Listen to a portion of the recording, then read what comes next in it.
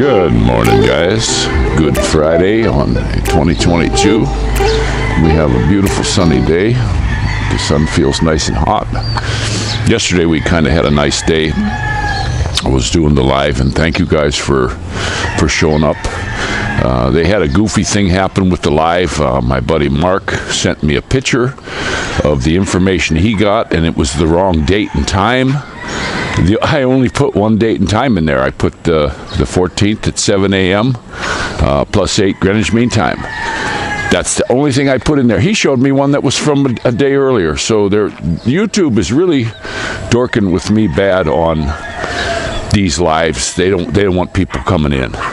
They don't want anybody to see that there's bigger numbers than what there actually are. It's getting so screwy. I'm kind of getting bummed out about it. They dork with me so bad. They constantly, they won't let my numbers go up for subscribers. It's getting so stupid. But I was doing the live, and then my wife said, "Oh, we got to pick up our friends." So I went down to the market to pick up Ronald. Well, we call him Onad, and Crispy. Come on, Shakes. Get over here. And there's people over there we don't know. So we picked them up, and they brought little Zyro and their son Dave. So, and then of course Mom came a little bit later in the day, and this was a plan to go to the beach, but the weather was so iffy we all decided just to stay, even though it was sunshiny yesterday. Beautiful day today. So we're just going to kind of chill. We might take a day trip. But last night they slept in the tent. I had them the room set up upstairs and all that with Eric. They stayed in the tent last night, so that was kind of cool. And good people. I'm glad they're here. We're also hoping to see our friend Håkan and Charity before he has to head back to Sweden. He's going to be heading back to the frozen tundra. So, but I guess their temperature there was only about 30-something Celsius. Everything's done in Celsius there too. But most of the guys, I don't think there's going to be any work now for a while. This day, this is really funny. When I was in SNR the other day, I might have said this already, but when I was in there, it said they had the dates that it's open, and it said on there, Good Friday closed. Thursday open, we were there. Friday closed, and then Saturday and Sunday 9 to 9 open. I would think that it would be the Easter Sunday that would be closed, but no, not like that. So just how they do it. We've been kind of busy here. I haven't been watching the news or anything, but my buddy Wes will be coming back in soon. Be glad to see him again. He sent me some building technique information, like for these like dome homes and way to do it with concrete, and kind of cool. Because we do want to, when we get some time under our belt here, we want to do another home. A one story for me. It's getting to where my leg don't want to work. I was in that dang SNR yesterday, and the leg just completely went numb, and still kept its strength and everything. It didn't fall down or anything, but I was like, man, this is not good. This is not good, and it lasted for a good while. I had to walk it off. I had to walk through the store. Just keep walking around until it went away, but it was not good. So, but look at this. Look at this beautiful day we're having. Just absolutely fantastic. Now you see, I don't know if you can see that down there in the middle of the street, but this is something I said when they came and put those first speed bumps on the main street, which to me, putting them on the main street, what if you got an ambulance or something got to get through here? That was just a totally ludicrous thing for these people to do. We weren't called in for the vote. Well, now, guess what? They're putting these damn things on every street. I said this in the beginning. You get one speed bump, you're going to have 50. That's exactly what's going to happen here. And they're putting them on every damn street now. No matter where you go, you're going to hit a speed bump. And I don't get this. And by the time the houses are up, it's going to be so narrow, you're not going to be going that fast in here anyway, and it's all going to be people that know each other. This is a little closed community. People will walk. So far we're meeting everybody in here, nice folks. They're not going to do that stuff. There's kids, families with kids are coming. They're not going to be doing that stuff. So what, this association just decides to do whatever the heck they want. They can't get the water right. They can't get the water right, but boy, oh boy, they sure as heck can do the speed bumps. Yeah, brr, we're really good at that. These people make me sick. And I even talked to Faye. I said, if they jam this whole place up with speed bumps, we'll wait and see if the price goes up a little bit and sell and get the hell out of here. I'm serious. That's how much I hate driving over these things. We looked at a place. It was way out towards Emus. Nice houses. They were building these brand new houses, single units, not all close together. Had good sized yards. A little bit more than this one. Well, when you turned off into development through the guard shack, they sort of took you past the whole development all the way to the end before you could enter actually into the streets, the surface streets of the development. Well, on that road, nothing but speed bumps. I think I quit counting at 30 speed bumps. And I told the realtor girl, look, we were the only ones in the car. It wasn't like anyone else was going. I said, just have your guy turn around here and take us home. She said, why? I said, there's no way I'm going to live in that house. I don't care how nice it is. I'm not driving over this crap every single day. And she was astonished. She couldn't believe it. And then when we came here, this is the first thing I said to my wife when we were driving in here. I said, look at this, sweetheart. No speed bumps. Wow, this is cool. So they put a speed bump in here because some worker decided to drive his motorcycle fast, and when they told him to stop, he kept doing it. So they pissed and moaned and screamed for the speed bump. And he's gone. He's fired. He's long gone. He's not driving fast in here no more. Now we got all these speed bumps. And they came down for the speed bump vote. Didn't ask us. We didn't get to go to any meeting to vote on these things. And all the people that are up here voted for speed bumps. Well, here's the funny thing. Guess what, guys? They don't got to drive over them. The speed bumps it's all up by us.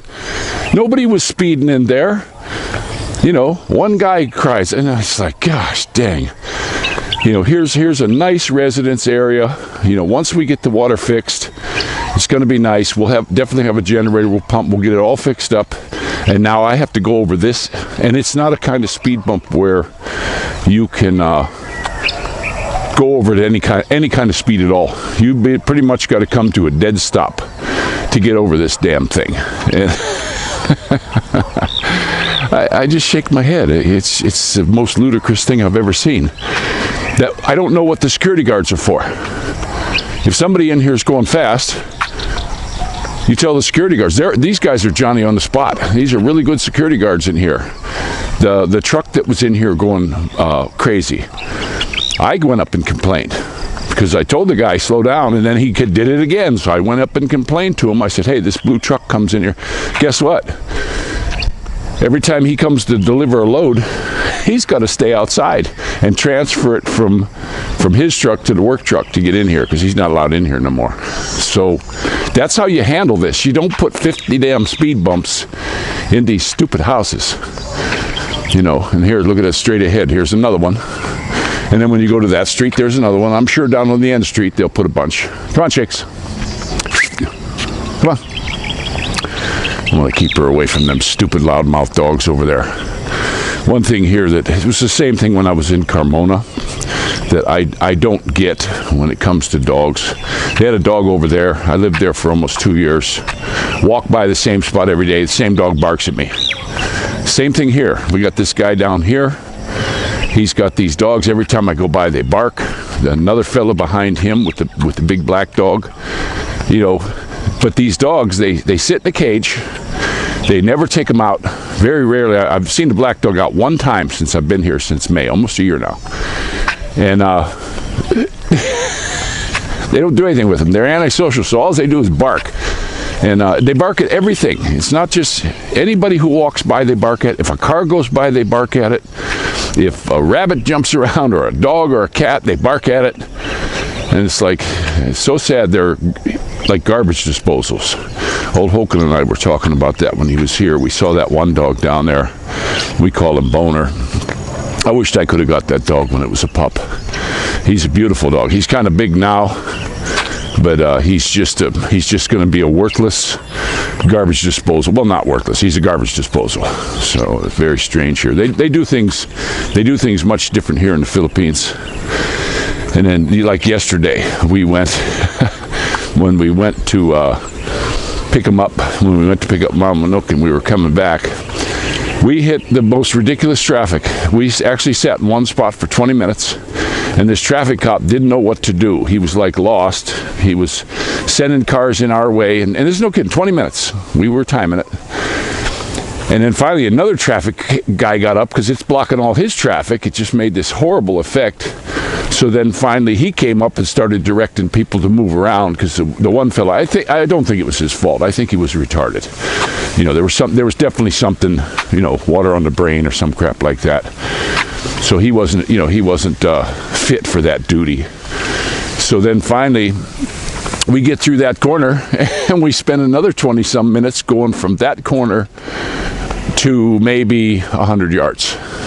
It just didn't move. It did not move, because they had the guys were moved up, and what these jeepneys will do is, when the traffic in front of them in the intersection, when it's stopped, they don't care. They won't stay back on theirs and let cars through. They'll pull up and block the whole intersection. And that's exactly what happened. And I even said, holy cow, I wonder if we're going to see any dead bodies up here. There has to be a horrible accident or something. And they're clearing the wreckage, you know, maybe a 10-car pileup or something, because that's how ridiculous this traffic was. We got up there, nothing. No bodies, no heads laying in the street, no arms or legs, no carnage at all. Just inept people running the traffic here. We were actually laughing. It was so funny. We were good. We had air conditioning in the car. You know, we had the tunes playing, and just sitting watching this circus going on around us. And this is one place. Know that if you come to Lipa and going to do any business inside of the town of Lipa, you're going to run into this more often than not. And the funny thing was, there wasn't even that many walkers out, you know, and it looked to me, looking in the stores, they weren't actually all that busy for the Thursday before Easter.